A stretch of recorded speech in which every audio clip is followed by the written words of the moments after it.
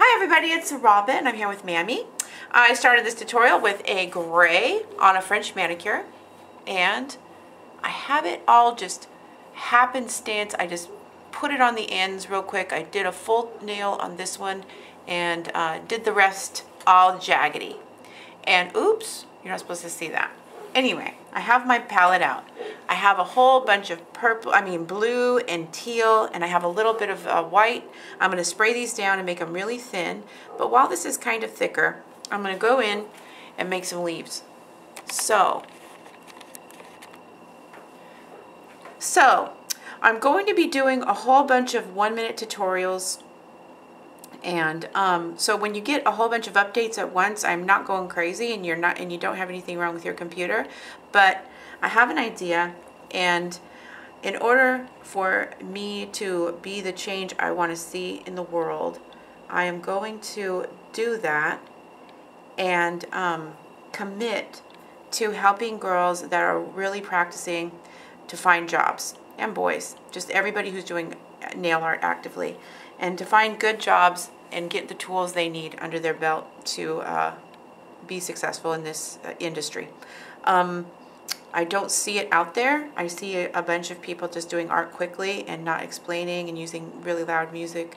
And I know I talk a lot, so I'm going to be talking less, and I'm going to get a whole bunch of just basics out for you guys. And so be expecting that. I'm going to edit this video first so that you guys know what to expect. I would like you to pass it out to anybody who you know needs to learn beginning techniques. And as always, my brushes are found worldwide at robinmosesnailart.com, and that you only need 2 to get started, and it's less than 20 bucks, and then you and I have the same tools. I'm not going to recommend any brands or anything that's expensive. This is the only thing that we're going to start off that we need, and then I'm going to go from there using what you put in the comment section. So I wanted to do that in 2014, and then I had a whole bunch of things happen at once, and it backed it off, and I had to go on this like path, this quest of sorts, to find my path and see what the industry was about, etc., before I went forward. So now I go forward feeling good about what I'm doing. So I had to say that somewhere, so I say that here, and those of you guys who watch my channel a lot will just hear it naturally and spread the word to those who need it. So with that, I am going in with my brush. I'm pulling out into the French manicure area, and then I'm just putting little leaves back upon themselves in here. If you're having problems with this, it's because your paint is too dry, and you have to spray it with water. I spray my nails at least twice. My plate twice with water while I'm working. Okay, so here is the palette. I'm going to go in with this blue first, a very beautiful phthalo blue. I'm going to add a tiny, tiny drop of white so that it just picks up the color and pops it. And then, right there, I'm going to go in to this area, and on top of every flower area, I'm going to just do a blob of dark blue. And the blobs of dark blue will just be haphazardly placed all over, but I kind of want them even and lovely.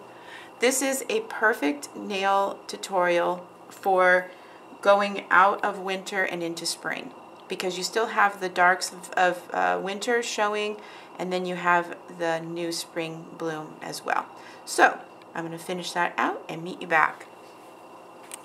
Okay, so I have the white mixed in right here with the lighter blue in this area. I'm pulling from a natural white and a pearl white. I'm moving them all in this area. When you do it like this, then you can pull from dark or light whenever you want to, and you get more happy accidents when you're pulling from that area. So this is going to be a little bit too light, I can tell. So I'm going to go back in with my blue, then touch it in and pull. And what this will do is it's going to make middles for flowers. Now you can do it just by pushing on one side the lights, and then the darks would be on the back side, like this, and then it automatically makes a flower.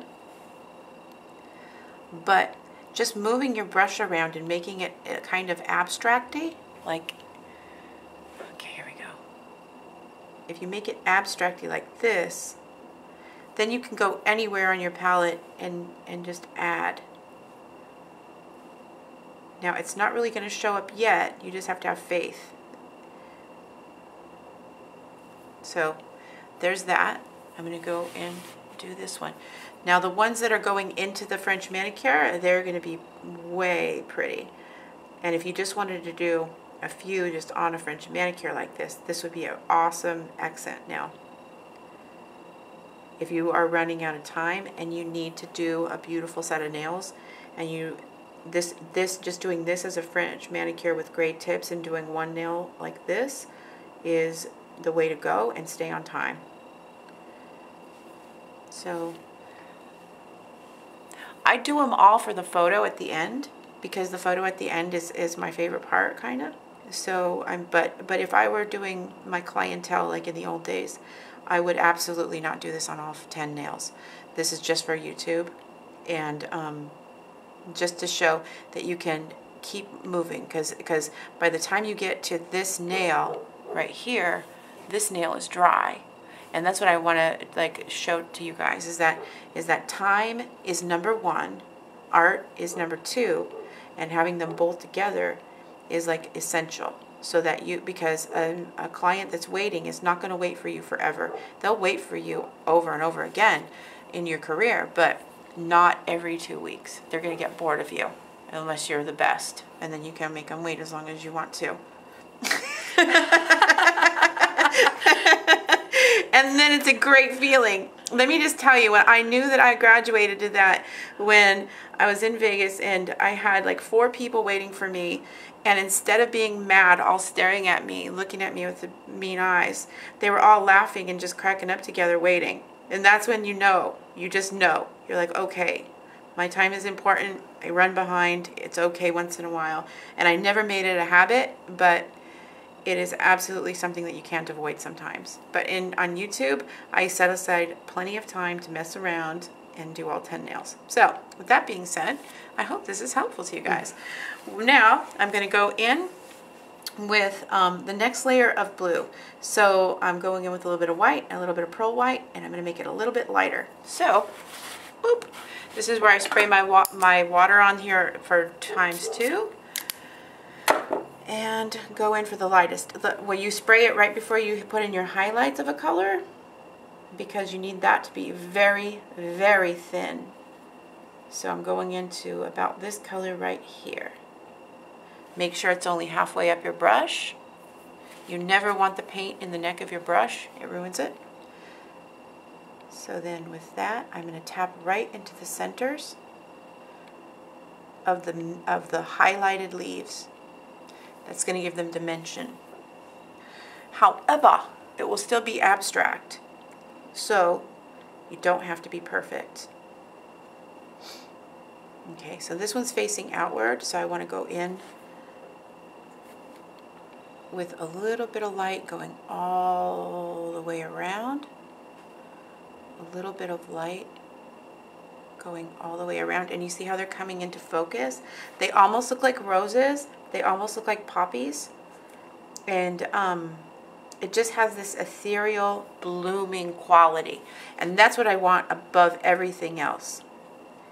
Now, before I top coat, I'm going to put black into the centers like this, so that they look more like poppies and they pop.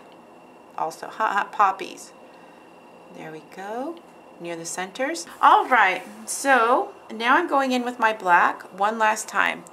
All right, here we go. So I'm going to put the black near the center, and if I go into the center, great, because that'll just make a new beginning. So I hope that makes sense. See how that's way up high? You don't have to have that way up high. You can go in and just put the black down a little bit lower, and it'll give the illusion that it's open more.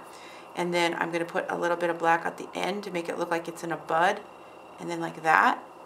And then I'm going to go, okay, here we go. I'm just going to go and show you how to do it quickly without explaining. That, push down. I'm going to go in, find the center, push in, find the center, push in, find the center. I'm going to go push in, find the center, push in. Then, now that they're all in, I'm going to go around the red. I put a little bit too much red on some of these, so I'm just going to go around and darken it up so it doesn't look so red. Then I'm going to put little buds on the ends. And if it's a little bit elongated like this one, I'll like shorten it and then fill it. And you can truly see where this hand is not as aesthetic as the other because I could move my brush around where I wanted it to. And it's just more difficult to paint on camera in this angles. And so I don't care if it doesn't look as good as long as you guys learn. So I will show, there's one. But when I'm done, here is what the hand that I'm not working on camera looks like. So I'll push that in. And see how just this one just looks like more real? That's because I could move around. I wasn't stuck under this light. So push that in, push in, push it in. The real fun of this design is going to be to top coat it. So watch out. I'm going to push that in. Okay, I'll meet you back. Poppies will pop. Yeah, I'm going to pop those poppies. Okay, now these are highly reflective, so I hope that you can see them well. They're under a really dark shadow right now for me, but I wanted you to see how you can look into them and see that they're dimensional and that they're really very easy to do if you follow step by step. So if you're feeling unconfident, then I would suggest doing this on paper, because this is one of those designs that if you practice on paper with a lot of water, that you can really get it down and also make really cool watercolor paintings at the same time. Because you'll start to say, oh, that makes sense. So I'll show you the other. And that's, okay, so this is good for if it's going to snow or if it's going to bloom. That's what we both decided. So when you really look down into them, they are just lovely. Okay, so keep an eye out for the alerts and for all of the new tutorials that I'm going to be putting up for beginners. And subscribe, all that stuff. Get brushes and join me. And if you have any questions or comments, leave them in the comment section below, because the day that I upload this is when I answer all the questions. And so hopefully I can get to you and get anything that you have on your mind answered. I use acrylic paint from the craft store, no brands in particular, and I will be back with more. Bye. Bye. Boop.